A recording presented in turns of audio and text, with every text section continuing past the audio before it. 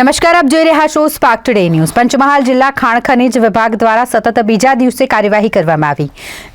કલોલના વેજલપુર નજીક ગેરકાયદેસર માટી કપચીનું વહન કરતા 3 ડમ્પર અને ટ્રક ઝડપી પાડવામાં આવ્યા। માટી અને કપચી ઓવરલોડ ભરી જતા ટ્રક કબજે લઈ વાહન માલિક પાસેથી દંડની રકમ વસૂલવા માટેની કાર્યવાહી કરવામાં આવી। ગઈકાલે ગોધરા તાલુકાના મેરબ ગામ નજીક પાનમ નદીમાંથી ગેરકાયદેસર રેતી તેમજ માટીનું ખનન કરતા 11 વાહનો ઝડપી લેવામાં આવ્યા હતા। ખાણ ખનીજ વિભાગ દ્વારા 3 કરોડ ઉપરાંતનો મુદ્દામાલ કબજે લઈ ખનીજ માફિયાઓ સામે દંડ વસૂલવા માટેની કાર્યવાહી હાથ ધરવામાં આવી।